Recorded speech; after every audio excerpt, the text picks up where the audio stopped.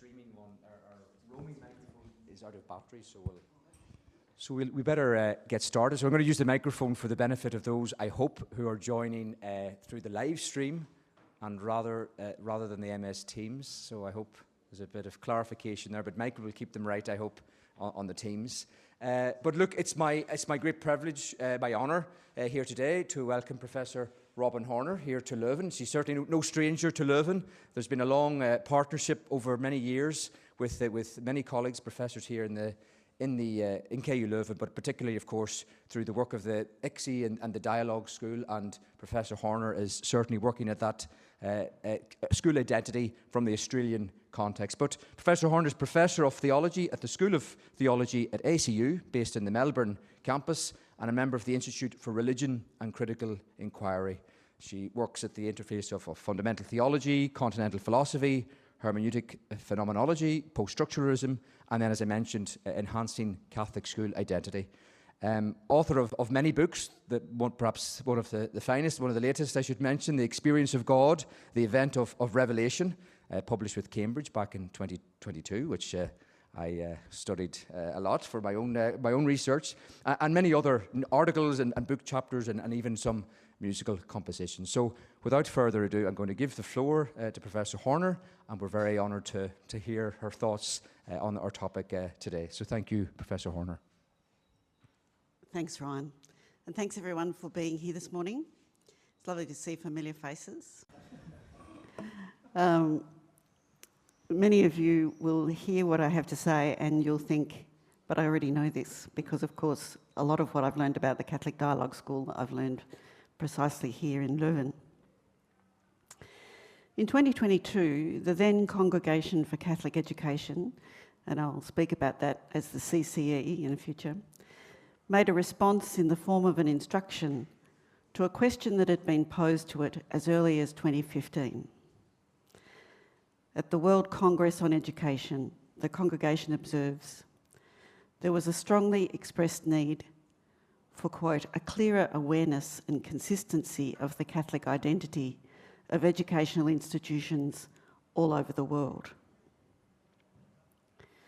Moreover, the CCE had found itself being asked to arbitrate between, quote, different interpretations of the traditional concept of Catholic identity as educational institutions deal with changing contexts, noting rapid changes such as globalisation and interreligious and intercultural dialogue. While the whole document considers different characteristics of the Catholic school, including that the Catholic school is a school for all, especially the weakest, the congregation replies explicitly to this question about identity only twice. In number 18, the CCE speaks of schools, quote, remaining faithful to their own identity, and adds, quote, by identity we mean its reference to the Christian concept of life, end quote. Further on, again actually quoting from the 1977 document, The Catholic School, the CCE states that, quote, a Catholic school is endowed with a specific identity, that is, its reference to a Christian concept of life centred on Jesus Christ. Excuse me. How is one to know this concept of life? In Christian terms, it is ultimately by means of God's revelation, which, according to the Second Vatican Council's dogmatic constitution on divine revelation, Dei Verbum, is God's self-revelation, which takes place out of an abundance of love in God speaking to people as friends. As Joseph Ratzinger writes soon after the Council, revelation in Dei Verbum is to be considered less a store of mysterious supernatural teachings and more, quote, a true dialogue which touches man in his totality, end quote. One of the perhaps startling consequences of thinking about revelation as a dialogue is that it implies that revelation is ongoing. This might at first seem contrary to number 4 of Dei Verbum, which states, quote, we now await no further new public revelation before the glorious manifestation of our Lord. Yet to quote Ratzinger once again, God does not arbitrarily cease speaking at some point of history. While Ratzinger acknowledges that Christ is the end of God's speaking because after him there is nothing more to say, he also explains that if we made the point that Christ was the end of God's speaking, that also means that he is the constant address of God to man. And I assume you'll forgive the exclusive language there. In other words, the Christian concept of life to which we are referred in the CCE document is a life about which one can learn not only through engaging with the Christian narrative as if it was something past, but also in terms of the present, as God is in dialogue with human beings. This means that Christian tradition accordingly evolves. The identity of the Catholic school, then, refers to a living concept, or as I would prefer to say, it refers to the living event of Christ becoming known in the daily life of the school. Why do I prefer to speak about an event rather than a concept? A concept is something that belongs to the human understanding. If I were to say that I have a concept of God, I might somehow be suggesting that it is possible for me to contain God within the bounds of knowledge, to make God an object of thought. To speak of an event, however, reflects at least something of the complexity of speaking of God's revelation, for an event is a phenomenon that happens without becoming any object as such.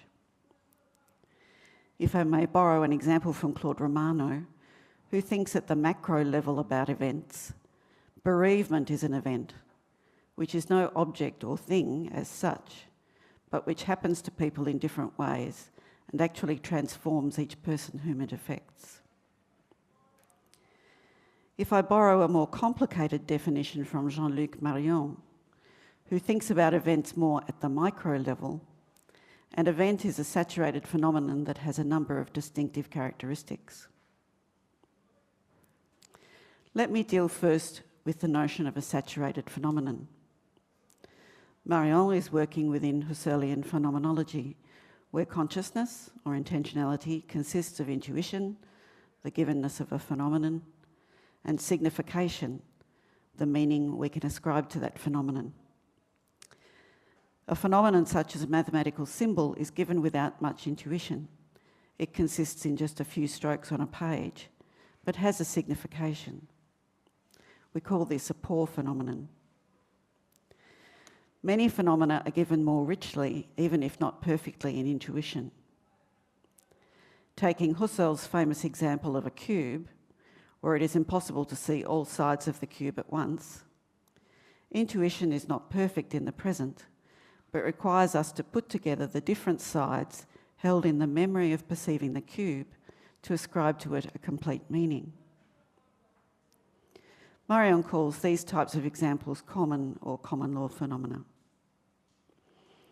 But Marion's real innovation is in identifying a third type of phenomenon, what he calls the saturated phenomenon. In this instance, there is too much intuition, which exceeds our capacity to assign to it a single meaning or concept. One of Marion's examples here is the work of art, which frequently resists a single meaning that we might try to impose on it, and warrants revisitation over and over again in order to allow its meanings to unfold. Another example is the face of another person, which cannot be fixed by a single meaning at any point in time, but demands an endless hermeneutics. The preeminent example of a saturated phenomenon for Marion is revelation. Now, all saturated phenomena, including revelation, bear characteristics of what's called the event. For Marion, the event appears anamorphically. That is, it only appears when we consider it from a particular perspective. And here's where I wish that I had done a PowerPoint. Anamorphism as an artistic technique can be illustrated with reference to Hans Holbein the Younger's work from 1533, The Ambassadors. I hope that someone at least knows this work, where when you stand in front and centre, you see two men standing next to a two-tiered table, one on either side. Whereas visible from only the far right or the far left, so you have to change your perspective, is a memento mori, a skull in the foreground of the painting.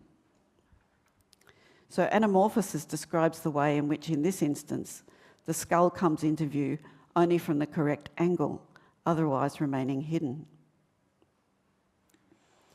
Next, the event arrives unexpectedly as a fait accompli, unable to be foreseen or anticipated as such. Here we can use the common example of lightning, which flashes without warning. Third, the event arrives without any apparent cause or reason, such that we perceive it by its effect alone. Continuing with the example of lightning, while we might understand its causes scientifically, we do not perceive these causes, but only the effect in the atmosphere of lightning at an unpredictable time and place. Finally, the event is unique and unrepeatable, exceeding all precedents, giving more than is thought possible. For example, the discrete event of a live performance on stage cannot be replicated, no matter how many times it is repeated, for the precise circumstances of each instance will never be the same.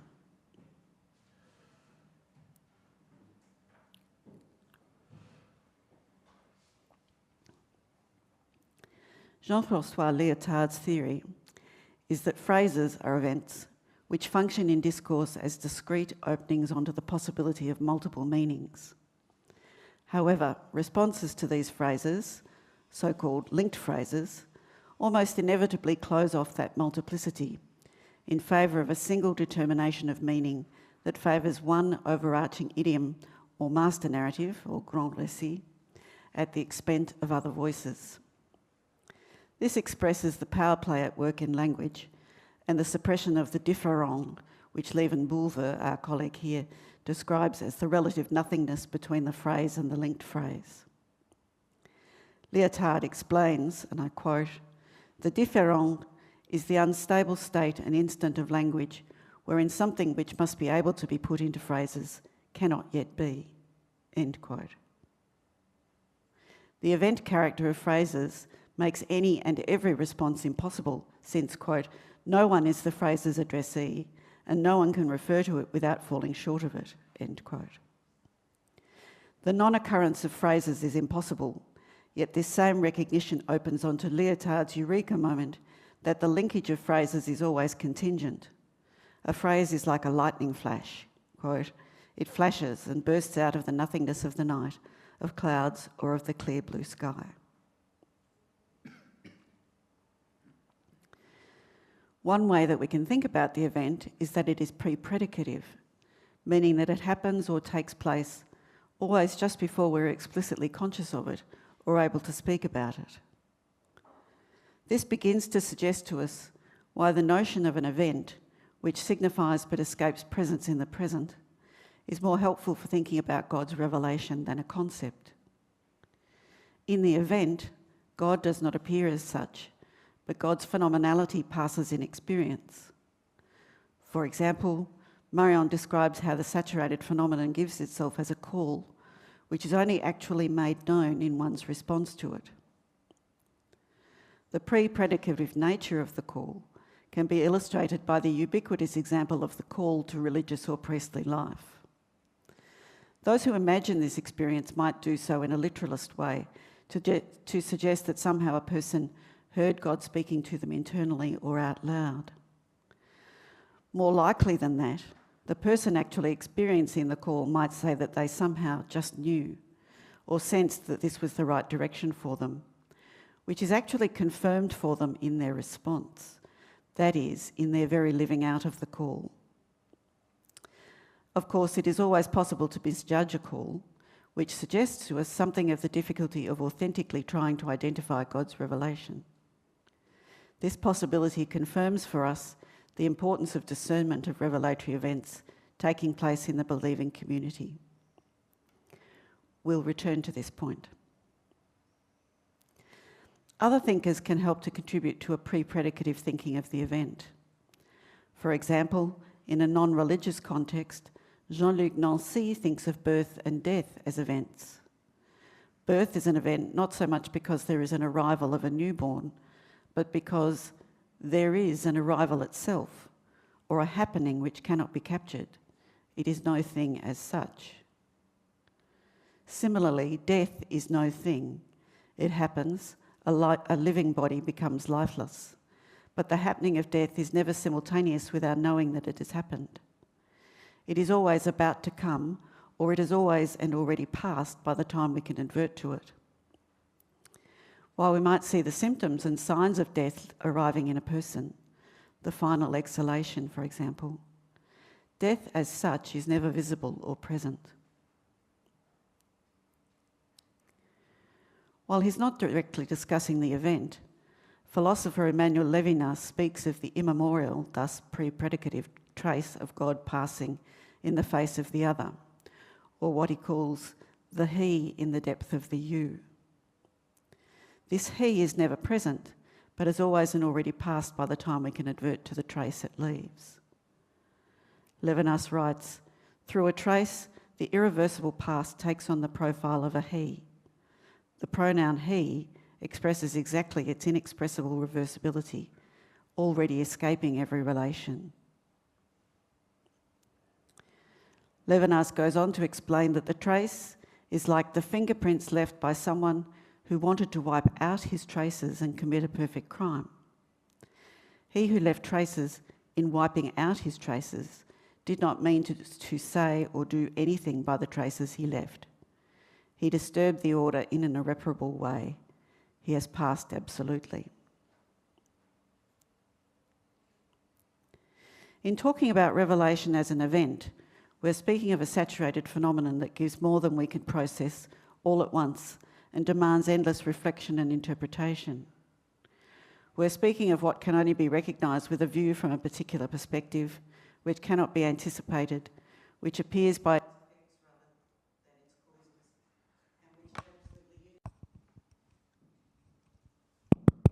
it is something that happens prior to our capacity to articulate it.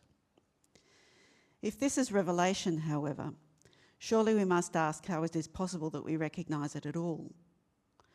A clue lies in the words of Lyotard, who argues in relation to Levinas, quote, "The appearing of the other is not an event of cognition, but it is an event of feeling." He maintains that the other signifies in feeling, but it is a feeling which is prior to knowledge, as he underlines with reference to Levinas's comments on the giving of the Torah. One accepts it before knowing it. The sense of the event signifying in feeling is important for the way in which we can approach the idea of revelation. If we turn to the work of Jean-Yves Lacoste, he argues that God's phenomenality can be known by means of the affections. Lacoste writes, "If we must think of God as infinite, a useful concept in our context, God's self-disclosure cannot be parousia. Yet some disclosure must be deemed a perpetual possibility for the affection too. Or again, de jure and de facto, God can be present in the life of the affections." Nevertheless, what Lacoste understands by affection is not simply feeling as sentiment, but being moved or affected by something, or sometimes the more substantial mood. We can relate this to something like Ignatian discernment, where the exercitant is exhorted to pay attention to feelings, or especially deeper moods over time, that may be reflective of the movements of God's Holy Spirit. Lacoste considers the way in which words can affect or move us. For Lacoste, a so-called speech event takes place when a speaker discloses themselves in an appeal to another, and that appeal is accepted by the other, even if it is not completely understood. Lectio Divina is a potential example of a speech event. Lacoste imagines the monk in his cell who, quote, "wants to know the text in a familiar way, intuitively and properly carnal, beyond all the knowledge which has been acquired otherwise." The kind of knowing with which we are concerned here is primarily pre-predicative and effective, rather than discursive and propositional. Each day, Lacoste writes, it is inevitably a new event of knowledge and affection. A speech event might also take place, for example, in a wider liturgical context where scripture is being read. When considering the Bible as God's word, Lacoste suggests that God speaks to the contemporary reader through words that bear a weight, moving the listener. In other words, we're not necessarily listening for the literal sense of the text, but needing to be attentive to how the text moves us.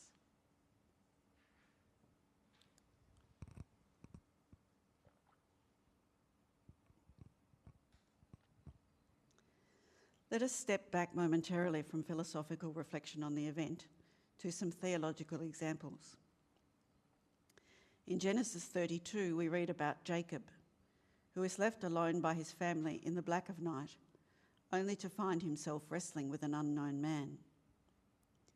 The man does not prevail against Jacob, although he wounds him on the hip.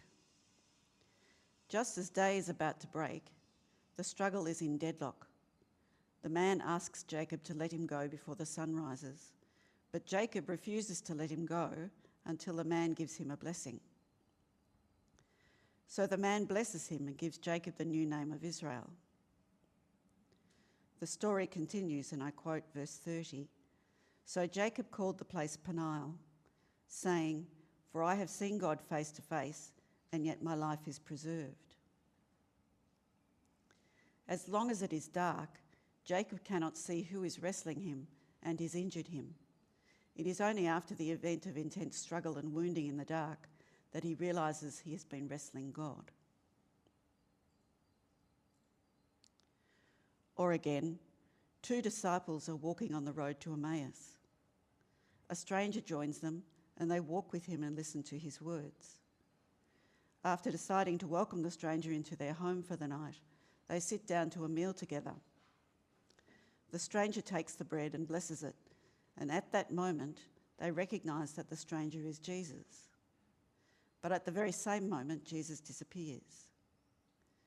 In the event which is that moment of recognition, they have nothing to hold on to, because the event of Jesus appearing is simultaneously the event of his disappearing.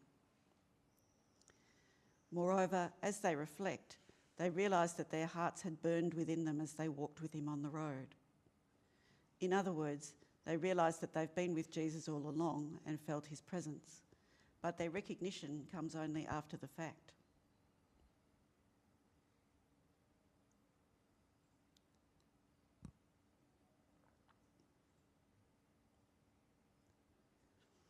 Now, to this point, I've focused mainly on exploring how the living event of Christ is made known through God's self-revelation.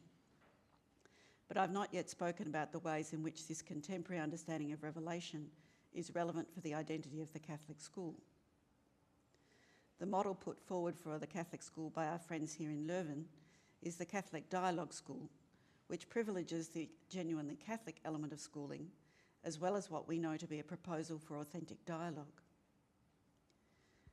By promoting authentic dialogue, we understand then that the Catholic school is a place where all voices are to be heard and respected, where listening to the other's point of view is held to be potentially transformative of one's own position, and where articulating one's own points of view in dialogue with the other is formative of the person in a positive way. Moreover, we understand that openness to the other is held to be authentically Catholic. In light of all that has been said thus far, what does a contemporary understanding of revelation mean in this context? For the Catholic school to be a dialogue school means that it must bear witness to the event of God's self-revelation as part of its authentic dialogue with the alterity that is part of the school community. It can do this in a number of different ways, always through an engaged sensitivity to the events unfolding in its midst. First, we cannot underestimate the role of those present in the community who are able to witness through their lives to the event of Christ, which is transformative of them as persons. By witnessing, I do not mean proselytisation or an unwelcome kind of sharing, but the presence of a genuinely lived faith that is marked by sincerity and maturity, a faith that moves others. Second, and here in Australia we'd say taking coals to Newcastle, the theological modus operandi of the school should be recontextualising. When I say theological modus operandi, I mean this in the sense that everyone who is genuinely trying to understand faith in a Catholic school is actually theologising, trying to bring faith to visibility and understanding in the contemporary world. Recontextualisation describes a process that has been fundamental to Christian theology from the beginning, which is to retell the Christian story anew in every generation. To the extent that the faith tradition is bound to its expression in a particular context, every new context demands a new articulation of tradition. As Leuven writes, once a believing community has cast the dynamic relationship between tradition and context in a new form, it continues to narrate the Christian narrative, which, paradoxically enough, is to be considered both the same as before and no longer the same. The community remains faithful to its original inspiration and continues with the same narrative, precisely by giving new expression to the same inspiration in a changed context." End quote. The way that faith engages its contexts gives rise to events, moments where it is just possible that God reveals God's self. Part of the way of being in the Catholic Dialogue School will involve a heightened sensitivity to mood. This is not to say that it has or dictates an obsession with feeling, but that it values and promotes the development of an enhanced capacity to trace the movements of the inner life, to notice events as they have happened, even or especially as they occur in all parts of the dialogue, not just the Christian parts.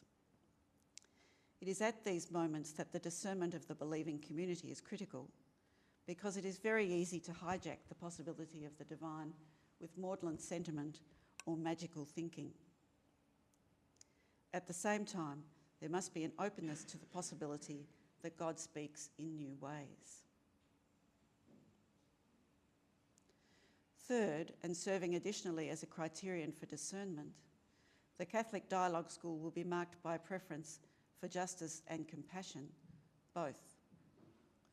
Following Lyotard, Leuven seeks to practice theology as a discourse that allows the other in the interrupting phrase event to be heard, despite the impossibility of speech occurring without its being recuperated into the interests of any one perspective or another.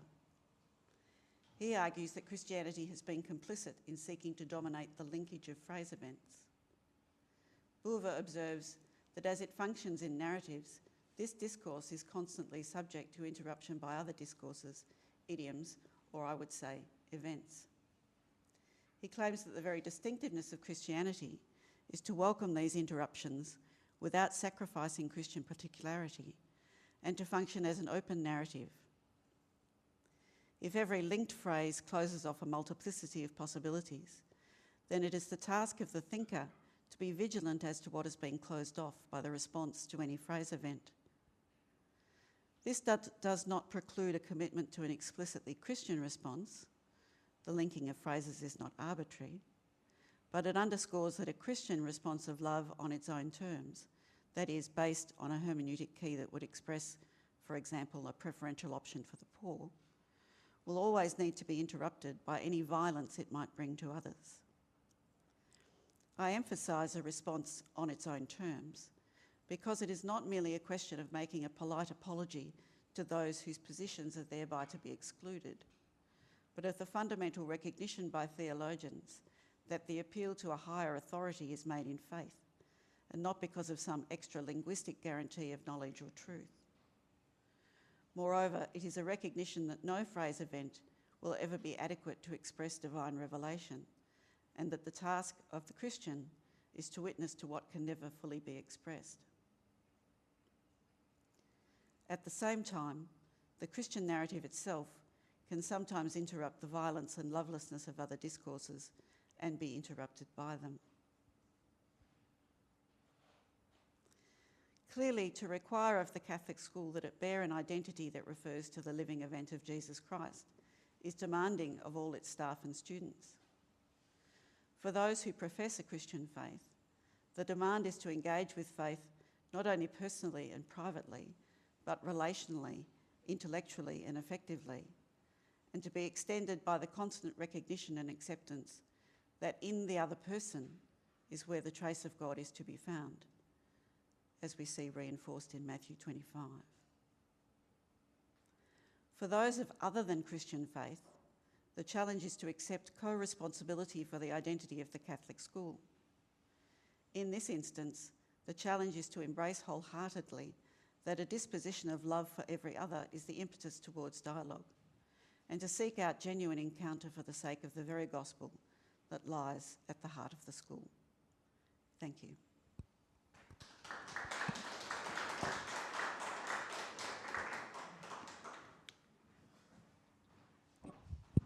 Good stuff. Thank you very much, Professor Horner. I wish I heard that before yesterday morning, but all good, all good. So we're going to open up we've some time for a few questions, so I'll open up the floor. If there's any immediate response or burning questions, please don't hesitate. Now we have this moment with Professor Horner.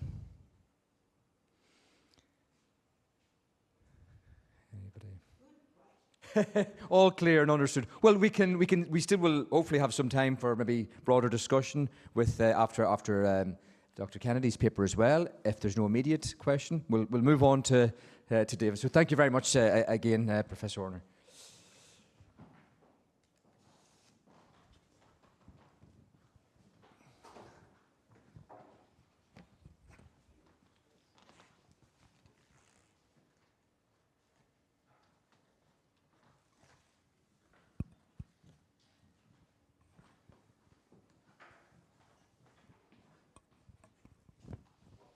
Good stuff. So I'm, just as we're making the change here, I'll introduce Dr. Kennedy here while we're waiting. We'll keep things moving. David is an assistant professor of theology and religious education in the School of Human Development at DCU's Institute of Education, where he's been there since 2019. And he's also a teaching and research associate at the Mater Dei Centre for Catholic Education. His research interests, similar to Professor Horner, philosophy, also phenomenological hermeneutics, particularly in Gadamer, Ricoeur, also a bit of Marion as well, and also systematic theology, the theological reception of some of those phenomenological and existential insights from philosophy, and then the relationship between faith and reason, and then a bit of sacramental and liturgical theology as well. He's also the creator, so you can check this out, and host of Conversations from the Classroom, a podcast that he started a few years ago, and there's been quite a few eminent voices on that podcast, including Professor Buva here, and I believe Professor Horner will also be featuring soon, hopefully, and maybe a few others. So you can check that out on Spotify. And there's a monograph coming very soon, hopefully, with Routledge, a hermeneutic of religious education for post-secular age, exploring the possibility of truth. So we'll be looking forward to that. But look, I'll give the floor to you, Dr. Kennedy, and thanks for coming to Leuven to be with us today. Thanks, Ryan. Fair old introduction, to be fair there, Ryan. A bit of an over-exaggeration, but we'll stay going. So some of the stuff, again, like Robyn mentioned, will be familiar to many of you here today because we're drawing in that conversation in general. So central to the Catholic intellectual tradition is the value of an integrative approach to knowledge and the fostering of unity and diversity. Underlying this is an intellectual attitude of critical inquiry into all fields of human study. This spirit of inquiry does not shy away from valuable insights that appear as contrary to revelation, doctrine, and moral norms arising from a comprehensive investigation into human knowledge.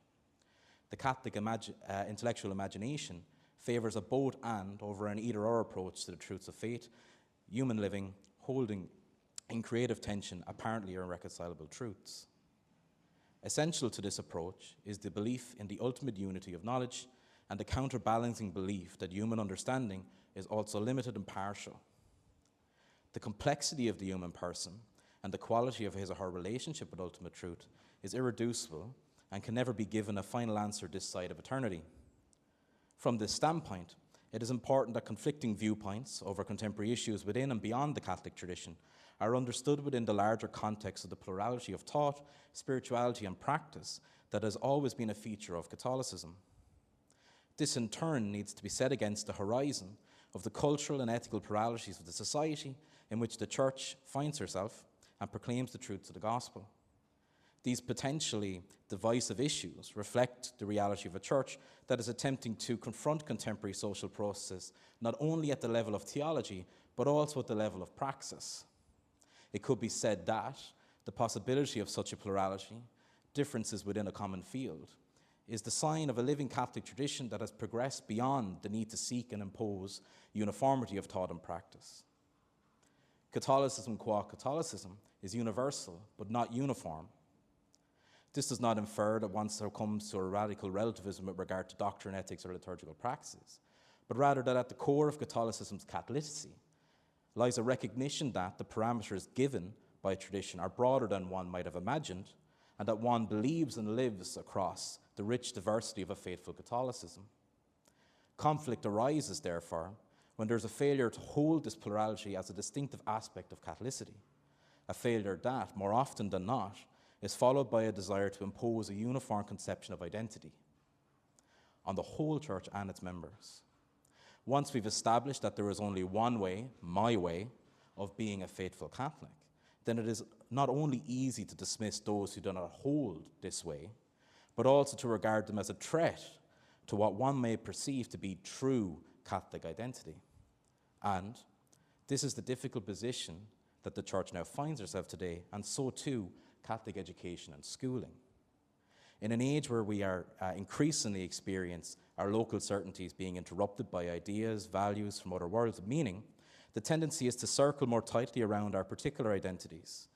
This invariably leads to an ideological mentality that encourages polarization and so threatens the unity that is a core feature of the Catholicity of Catholic identity.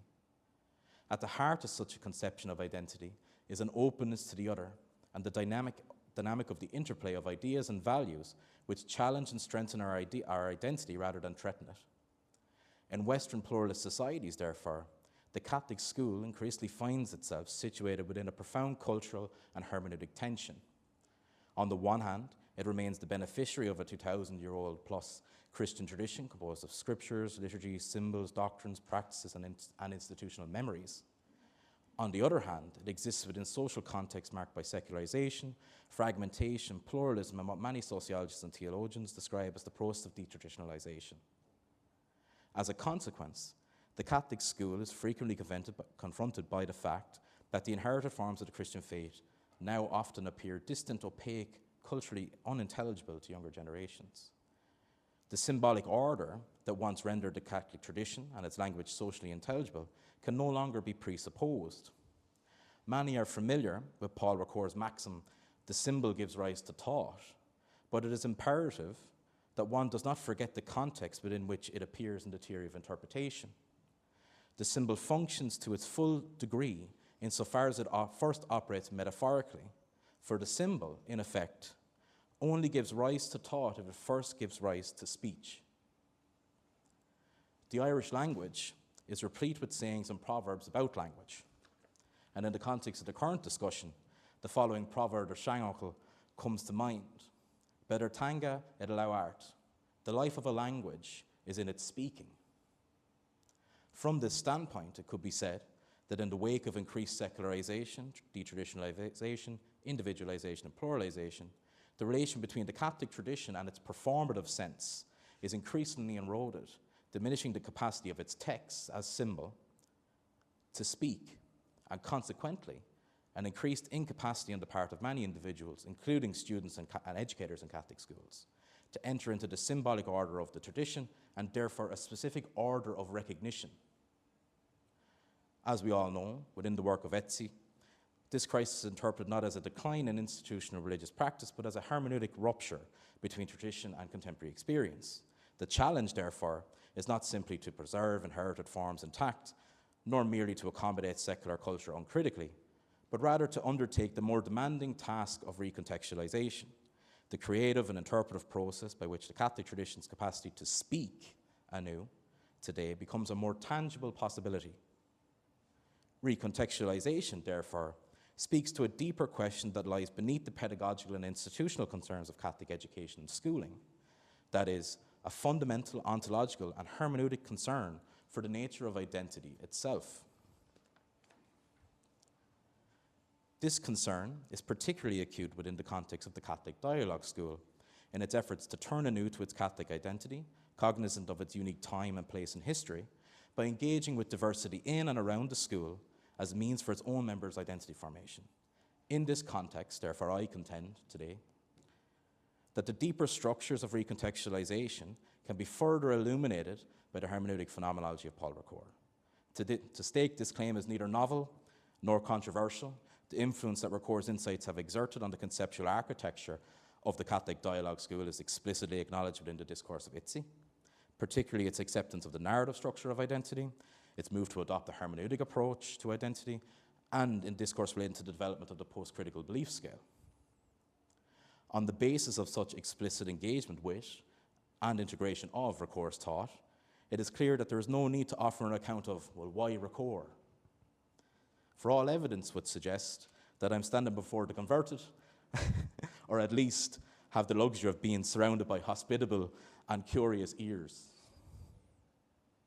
Ricoeur, as I will show, consistently resists both the illusion of absolute continuity and the fragmentation of identity into pure discontinuity. Instead, he develops a hermeneutic of the self, where identity is constituted through interpretation, narration, and ethical response. Against this background, it is my contention that recontextualization of Catholic identity at both a personal and communal level is fundamentally animated by a specific alethic veritive mode of certainty that is operative within Ricoeurian hermeneutics, that is expressed internally and externally by way of a dialogic relation between attestation and testimony. The former, as Ricoeur states, is the password for his entire hermeneutics of the self and oneself as another. In this context, Ricoeur defines attestation as the mode of certainty appropriate to the self that stands as an alternative to the absolute certainty of the Cartesian cogito and the total suspicion of the Nietzschean shattered cogito. Attestation is not demonstrative certainty, but a fragile and practical confidence in one's own power to be and power to act. It is, as Jean Krisch suggests, the mode of being of the self. In this sense, a recontextualized Catholic identity is not a static possession or an institutional habit. It is instead an event of recognition, a small miracle, as Ricoeur called in the course of recognition, in which persons and communities rediscover themselves through the reinterpretation of tradition within a new historical horizon. The Catholic Dialogue School thus emerges as a fundamentally hermeneutic or interpretive community. Through narrative, symbol, translation, testimony, and communal practices of recognition, the school seeks to mediate between past and future, memory and innovation, inheritance and responsibility by taking seriously the inner and outer plurality that characterizes the self and the capable human being who is the addressee of the call of the Christian tradition, a call that touches an individual in a specific region of their existence, their desire to be, their power to exist. From this standpoint, the recontextualization of Catholic identity begins at the individual level with Ricoeur's well-known distinction between identity as sameness, idem, and identity as selfhood, ipsi. This distinction is central to Ricoeur's critique of static conceptions of identity and provides an essential framework for understanding how Catholic identity can endure through historical change. Identity as sameness, or idem identity, refers to continuity and recognizability through time. It concerns the characteristics that make an entity identifiable as the same entity over an extended duration. Ricoeur associates idem identity with numerical identity, qualitative resemblance, and the continuity of structure. Something remains the same insofar as it preserves certain stable features. Within the context of Catholic education, traditional forms of confessional identity can easily collapse into the logic of sameness. Catholic identity may come to be understood primarily through the preservation of inherited forms, repeated rituals, institutional structures, doctrinal formations, devotional practice, or moral codes. Such an understanding often assumes that fidelity to tradition consists principally in reproducing the external forms of the past as accurately as possible. For example, such a perspective is evident within the conceptual framing of identity within the Archdiocese of Melbourne's published review of RE curriculum as identity and nature. No opposition there. However, Recour's analysis exposes the fragility of this approach. A purely idiom-based identity risks becoming rigid, defensive, and incapable of responding creatively to new historical situations. More significantly, it reduces tradition to what he would call sedimented habits, a repetition of forms disconnected from the living experience and meanings that originally animated them. This danger is especially acute within the context of increased secularization. Practices that once carried immediate symbolic resonance may become culturally opaque when detached from the social worlds that previously sustained them. In such circumstances, the repetition of inherited forms can gradually become a form of what Recour might call blocked memory or forgetful memory. The community remembers externally while forgetting internally. As such, rituals persist, but their existential significance fades. Tradition may survive institutionally as habit, but it loses its hermeneutic vitality. The problem, therefore, is not simply that contemporary culture has changed, but rather it is that a purely static conception of Catholic identity proves incapable of mediating between tradition and historical transformation. If Catholic identity is conceived only in terms of sameness, then every adaptation appears as a betrayal of tradition, and every cultural shift becomes a threat to the same. Such a position ultimately undermines the Catholicity of Catholic identity that I referred to earlier. Against this reduction of identity to sameness, Recour introduces the concept of ipsidity or selfhood. Whereas idiom and sameness concerns the what of identity, ipsidity, selfhood, concerns the who, a question that appears in every case inseparable from another.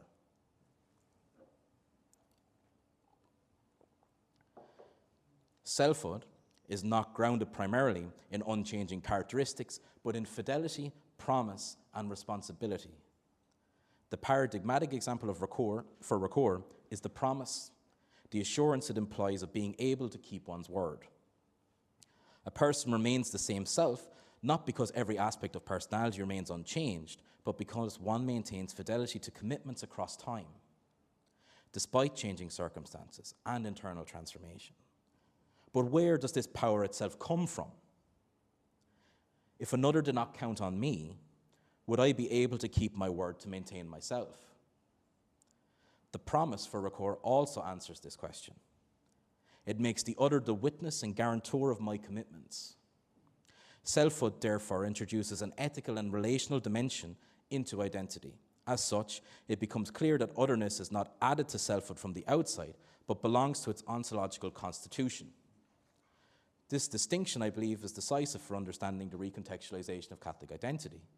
Authentic fidelity to the Christian tradition does not consist in preserving every historical expression unchanged, but rather it consists in remaining faithful to the animating promise of the gospel, while creatively reimagining its expression within new contexts. The purpose of the Gospels is not live, action, recall. Their purpose is rhetorical. It is not to be realized, it is to be realized and lived from, not just read. And more importantly, the measure of the reading is in the living.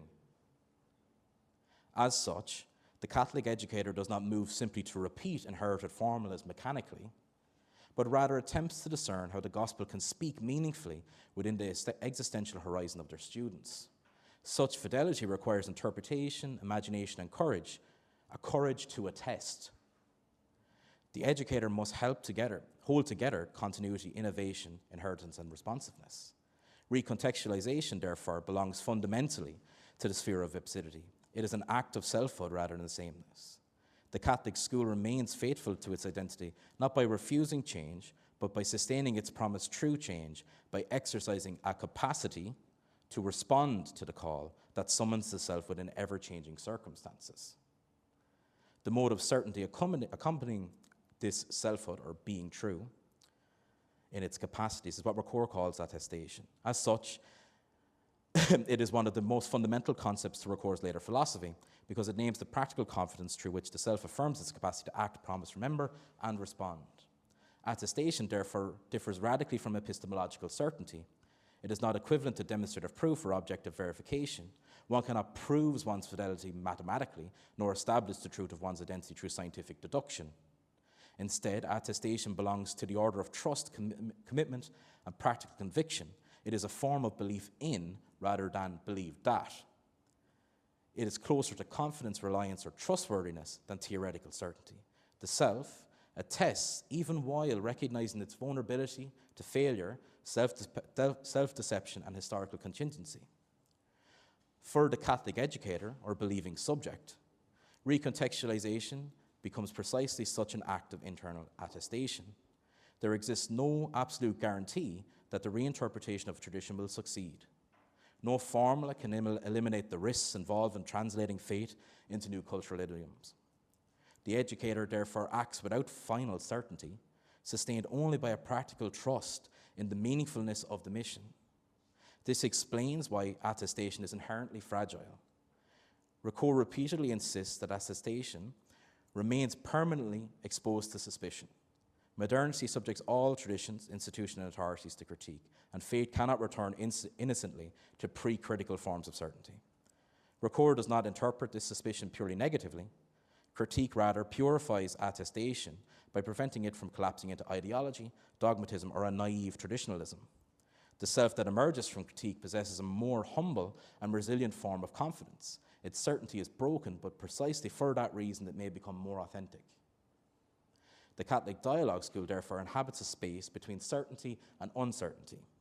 It cannot rely upon unquestioned cultural authority, yet neither can it abandon the task of witness.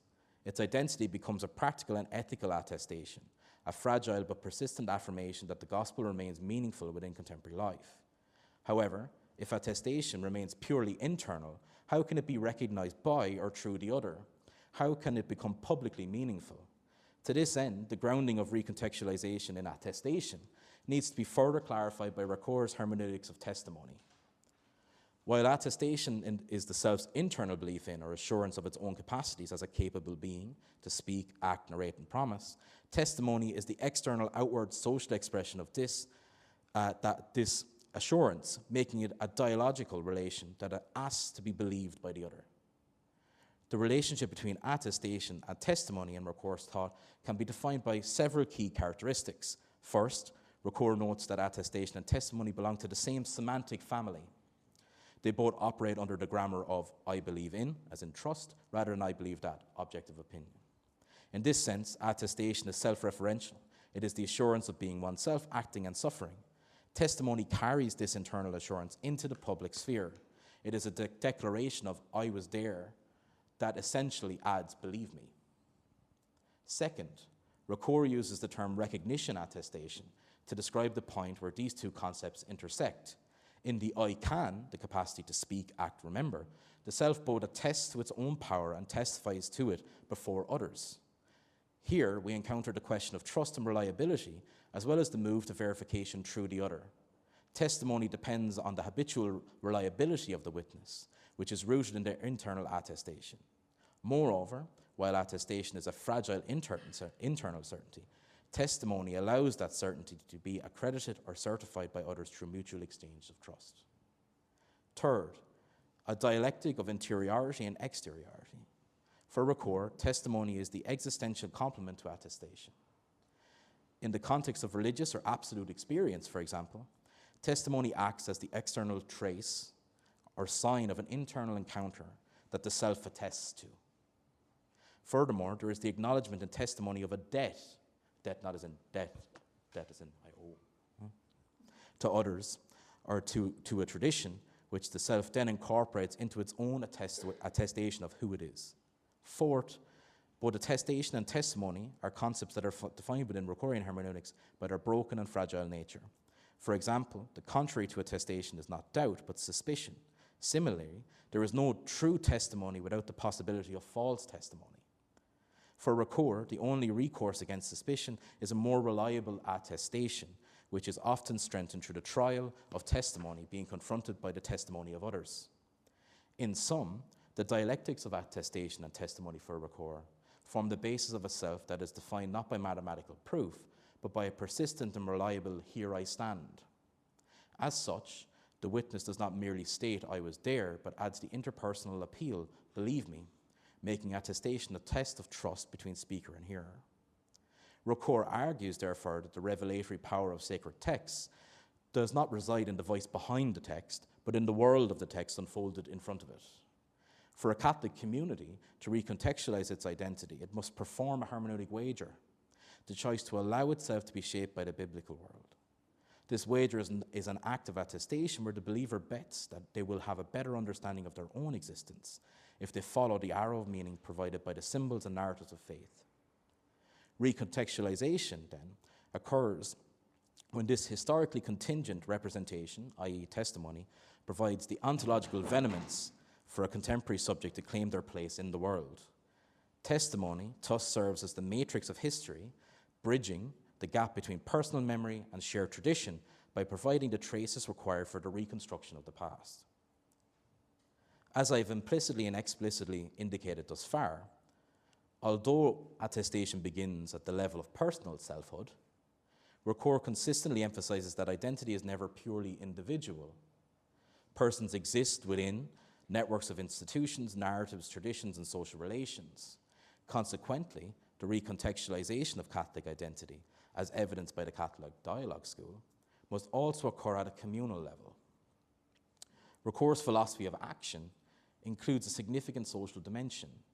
The individual's power to act becomes communal when a collectivity recognizes itself as a shared center of agency. Communities are capable of saying, "we can." This communal power in common is particularly important for understanding the Catholic Dialogue School. The school's identity cannot be reduced to the private convictions of isolated individuals. Rather, it emerges through shared practices, institutional structures, educational relationships, and communal narratives. A Catholic school attests to its mission collectively. Through liturgical celebrations, pedagogical commitments, ethical practices, and institutional memory, the community expresses a shared confidence in its vocation. This collective attestation forms what may be called a we identity. Such communal identity is especially significant within pluralist societies where institutional legitimacy can no longer be presupposed. The Catholic school must continually justify its existence publicly through the coherence and credibility of its communal practices. Importantly, Recour's account avoids reducing communal identity either to authoritarian uniformity or to mere individual aggregation. A genuine community preserves plurality within unity. Individuals remain distinct while participating in a shared narrative horizon. This model aligns closely with the vision of the Catholic Dialogue School. The school does not seek to eliminate difference or impose heterogeneity. Instead, it creates a space where diverse persons can participate in dialogue around the Christian tradition will remain open to mutual transformation. Communal identity is also grounded historically through what Recour calls the succession of generations. Human existence is fundamentally intergenerational. Every community inherits a past and transmits possibilities toward the future. The Catholic school occupies a unique position within this generational chain. It functions as a mediating institution between predecessors and successors. Teachers, leaders, and institutional traditions stand between the inherited Christian past and the future lives of students. This mediation occurs as an ethical dimension that Recour describes in terms of debt. Human beings also receive more than they can create independently. Language, culture, institutions, narratives, and traditions are inherited before they are chosen. The school's task of recontextualization, therefore, emerges from an acknowledgement of indebtedness to previous generations. The Christian tradition is not self-generated. It has been handed down through centuries of testimony, interpretation, suffering, worship, and communal life. However, Recour's understanding of debt differs from oppressive obligation. Debt does not imprison the present within the past. Rather, it establishes responsibility for transmission, one honors the past not by repeating it mechanically, but by ensuring that its life-giving possibilities remain available to the future. In this sense, recontextualization becomes an act of justice and love. The school seeks to make the tradition living and existentially meaningful.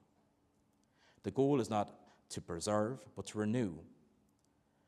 This generational responsibility also explains why Catholic education cannot retreat or should not retreat into private nostalgia.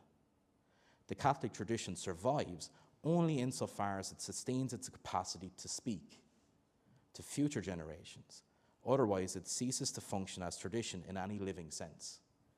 In conclusion, you'd probably be glad, the recontextualization of Catholic identity cannot be understood simply as a static adaptation to secular modernity. At its deepest level, it concerns the ontological and hermeneutic structure of identity itself. The Catholic Dialogue School faces the challenge of remaining faithful to a living tradition within historical conditions radically different from those in which many inherited forms originally emerged. Paul Ricoeur's philosophy provides an exceptionally rich framework for interpreting this challenge.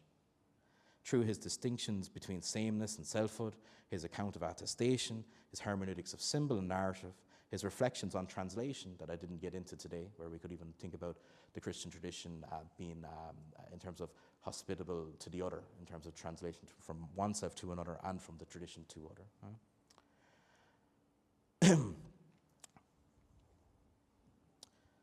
And his philosophy of recognition and memory, Ricoeur offers conceptual tools capable of illuminating the deeper logic of recontextualization.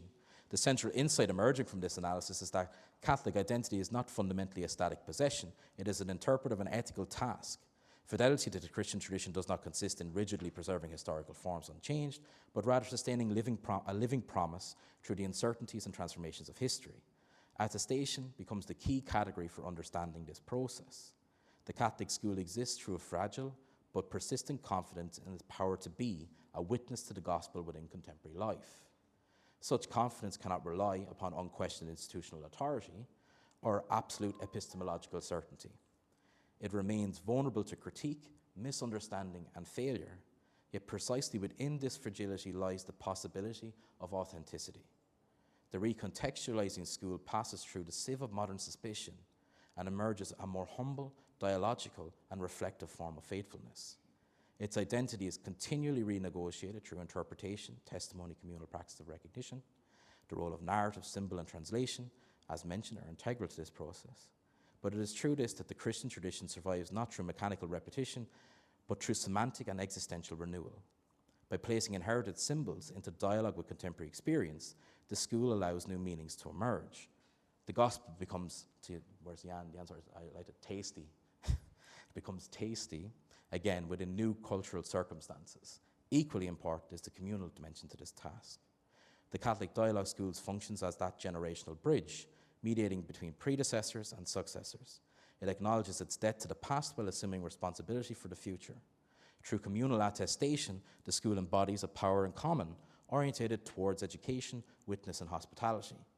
The ultimate aim of this process is not domination, but recognition.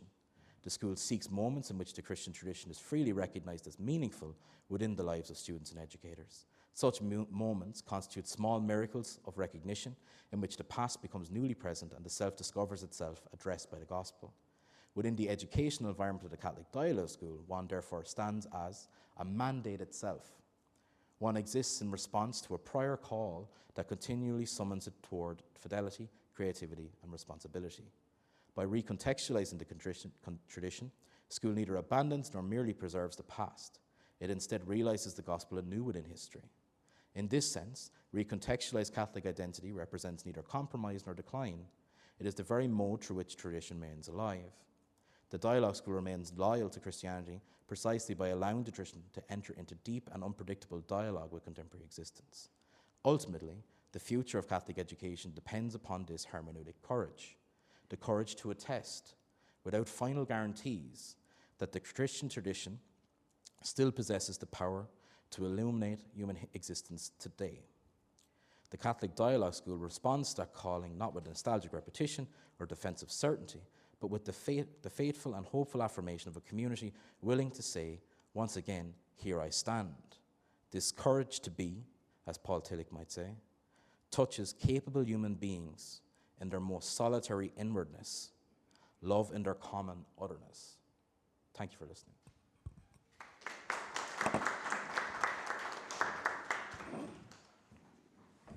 David, thank you.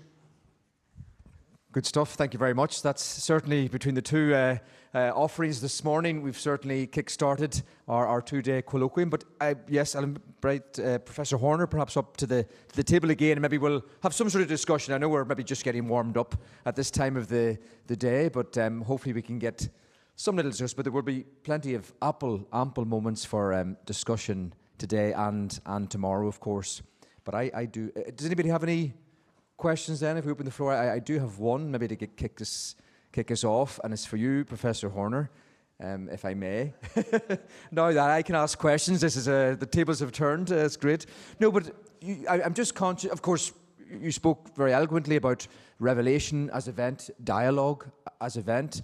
And I'm conscious then, of course, when we bring that into the school setting, the institutional, educational setting, and the need for discernment in that. But you talked about moods, and you sort of made a distinction between moods and feelings and these movements of the inner life. So I'm wondering just if you could explain how that connects with this discernment that you talked about, how moods relate to what you were saying about discernment, if you may.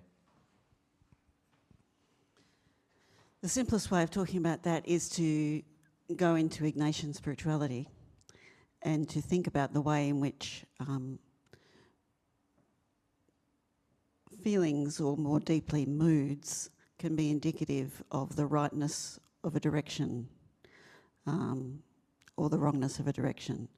In other words, moods and feelings over time, if you're attentive to them, can help you understand what's going on and what you should be doing. So in a school context, that's obviously not something that's going to be easily just thrown at people, and it's not a question of just saying, let's talk about feelings. But in being part of the community, building the capacity of students to become aware of what's going on internally is really important, because if we're going to recognise perhaps God's presence in our midst, then we have to be able to be attentive to what's actually going on. And did you want me to talk about the difference between moods and feelings? You did make a sort of slight distinction, but there's perhaps an overlap. Yeah. So feelings being short-term, moods being longer lasting and perhaps more trustworthy in terms of the direction of what they're showing. I just couldn't help but think of, in the Irish context, certainly we talk about ethos, the ethos of the school, and I suppose that just came to mind as you were mentioning the mood, in a school, and so it's also communal. It's not just a personal or individual attention to what's going on, but then as a school community also, particularly in a Catholic school context. Yeah, certainly I wouldn't be talking about collective moods, but I'd be talking about the capacity of the school to begin to discern together what's going on. And obviously you need people who are the very witnesses, the very people who are living a mature kind of faith to be able to assist in that discernment. And sometimes you're going to recognise events in unexpected places, that not necessarily in things that are, particularly Christian, but in movements of otherness. Thank you. Well, I'm not going to hog the floor, so I'll pass the mic to Leuven. Thank you very much. I really loved both your presentations, and I really think you lived up to the title which was given to you, and that's always nice as organizers of a little conference, isn't it, Ryan, that we have a good start. It promises also for the rest of our conference. I have a question, and I would immediately address it to both of you, quoting, hopefully in a correct way, something you said. So at a certain moment, Robyn, you said that the event is predicative.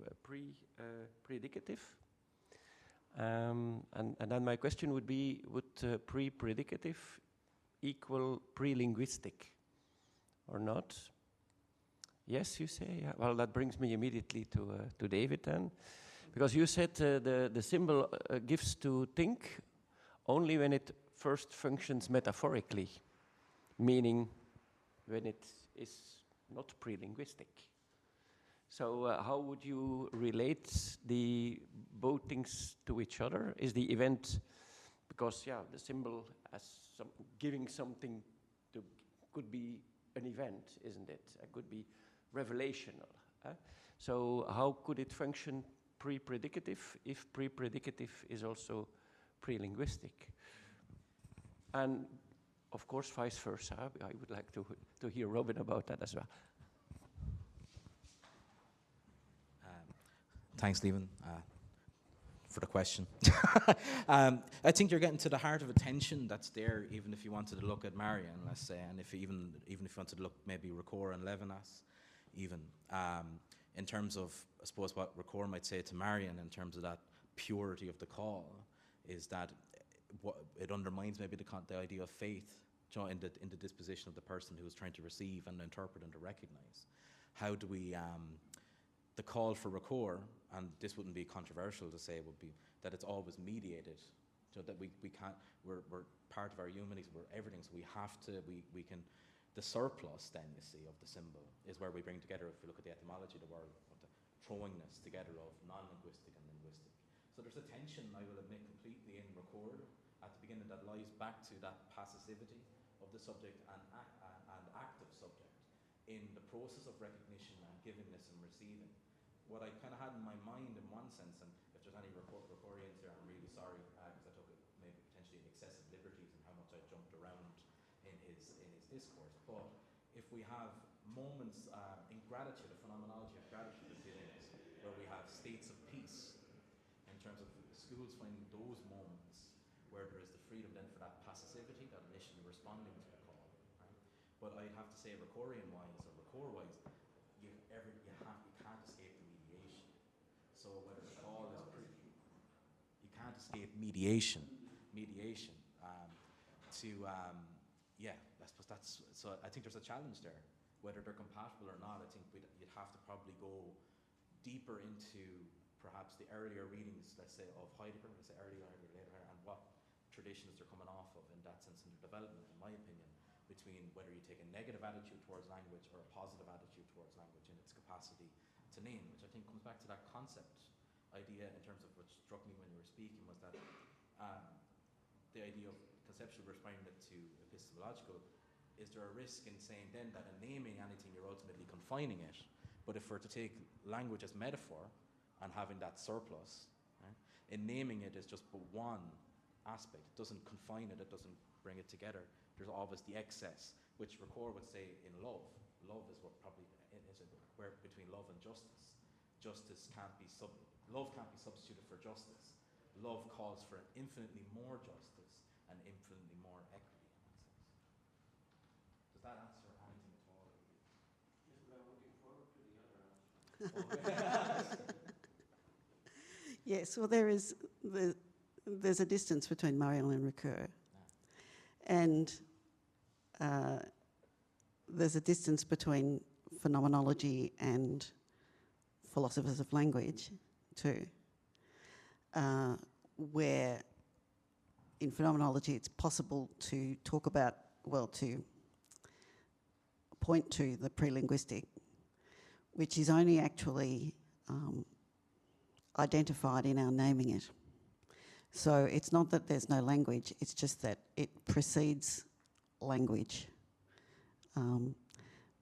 Marian talks about, let's say, the call of revelation, and the person who receives that call actually brings the call to life in translating it, I guess, in language or into phenomenality so that it becomes visible. So it's a recognition that the excess precedes the capacity to somehow try to articulate the excess. But is there not? Sorry, is there not a tension here? Is there not a tension here in saying that, right? In emphasising what like Marian's on the derivative hermeneutic, that hermeneutics is always secondary. Right? How do you manage or balance that with recognising the active role that the active subject plays in the recognition and the naming of coming to experience what we even might venture to call revelation? And I understand in terms of philosophy of language, but I think Recour's hermeneutic phenomenology can't be just reduced to a philosophy of language. There's too significant an ontological basis to it in terms of how it operates. So that would be my one thing in terms of even when he talks about translation. It's not just in terms of epistemological translation of text as language in this sense in terms of here before me, but also in the ontological translation of myself to another and your capacity to translate to me, which I think poses an interesting question or place for the event of revelation of a vertical summons or call. I say the activity that often Marion's accused of having a very passive subject, or let's say self rather than subject.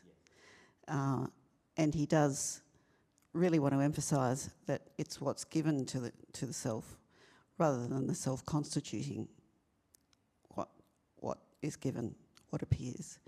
So in that sense, it sounds fairly passive, but at the same time, in receiving what's given and bringing that to visibility, or bringing it to articulation, that's very active. So there is an activity in receiving what's given. It's just the recognition that it comes from elsewhere, that it isn't something that I constitute first. Yeah, so it's nearly kind of back to looking at that critique of Marion from Jacques Cadner in the sense of that French term, and that maybe claiming or stepping beyond to naming that priority to that pure call. We've moved beyond the thresholds of phenomenology. Good question of whether we've moved beyond the threshold of phenomenology. Sorry,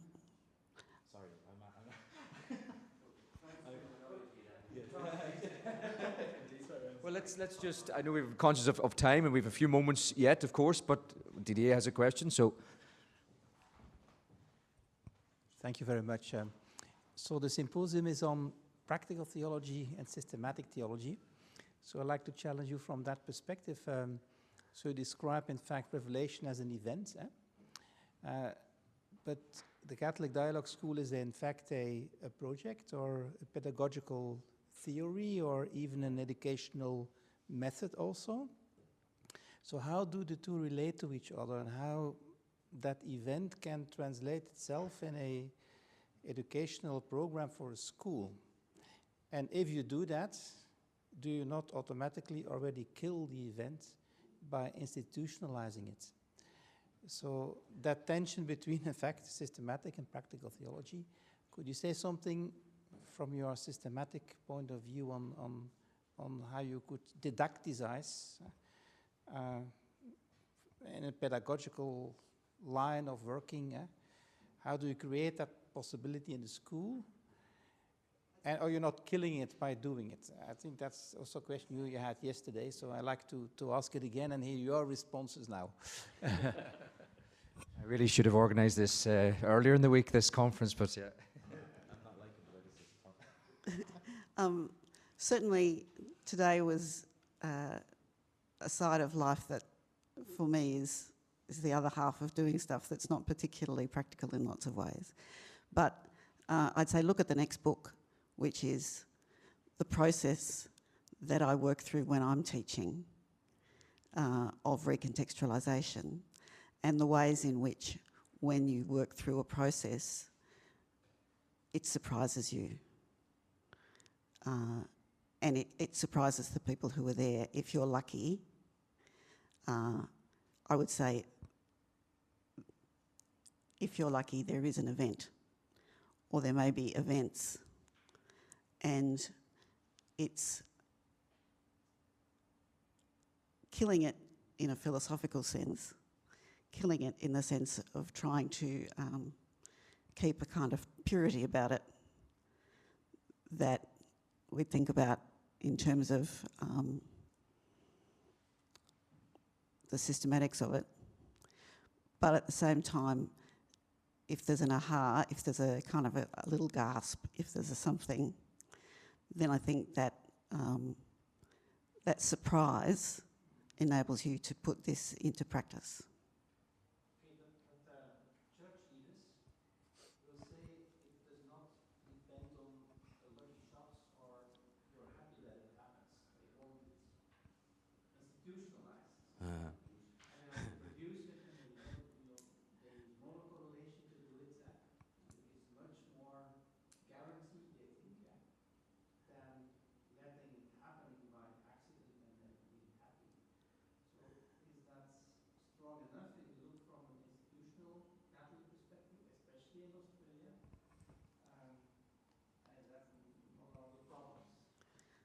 Yeah, I look like I haven't got a very promising future because I'm not hard enough in that sense, in that institutional sense, and I refuse to kind of participate in a hard kind of translation. That's all I can say. Yeah, I think there's a few ways you can come at it. I can empathise with the sort of hierarchical desire to confine control and have, in one sense, expedite the aims and outcomes of that which I want. I think that's unrealistic, as much as it can be put there in one sense, but educationally and pedagogically, what I take from it is in the sense of that, not to go too Gadamerian, in the sense of that when we look at truth, and I think the Christian conception of truth, the notion of truth, is significant to discard for a Catholic education in terms of its relational, participatory realities, recasting ontologically. But if we take pedagogies as but one method, you know, amongst countless other methods, and I take from the outset that no singular method can ultimately help us to arrive at understanding, right? That in one sense, it's nearly everything other than the pedagogy where the happening may happen or unfold. The spontaneity or happening character of education as disclosure. But if you look at idem and ipsidity, there are certain, like, it's not that there's no idem, like, you know, so institutions have naturally structures and aspects to them that are idem, right? But the danger is when you utterly consume the ipsidity as an idem, as a fixed, and then try to transport that to different locations around the world and jurisdictions and contexts, which doesn't translate. So I think, again, you're back to attention in terms of your method, in terms of applying, but if you approach from a disposition of openness to the potential beyond that, those methods, and that those methods remain open to reflexive change that can be changed in the light of self-reflective practitioner aspects in a classroom, and within your revisioning. Like, for instance, in Ireland there now, in Irish context, the bishops have finally updated their vision for Catholic education. Now it's commendable, you know, but as long as that's not taken as the end, that's the vision, and we disappear now for another decade, you know, and come back. So I think it's a case of sometimes what we have here in terms of what we say, or the propositions, let's just say, about it, can be disconnected from the lived realities that happen in education. You know? So I think if you take even the Ricorian invitation to education, for the students to be able to interpret the world, to act responsibly and develop, I think can help in that regard too. What he said. Emphasising that experience, that while Dave Verbum talks about revelation in experience, it also talks about revelation as content, and it's the tension between the two that we're living all the time. Thank you very much. Well, on that note, I'm just conscious of the time. We can draw perhaps this public element, this opening taster of our colloquium to a close. And I want to thank both our speakers today. So we'll maybe just offer our appreciation once again to beautiful inputs and lectures. And a word to those online that obviously will shift to MS Teams when we move over to the American College for the colloquium part of our today and tomorrow. So thank you very much, and we'll go and grab lunch. So thank you to both.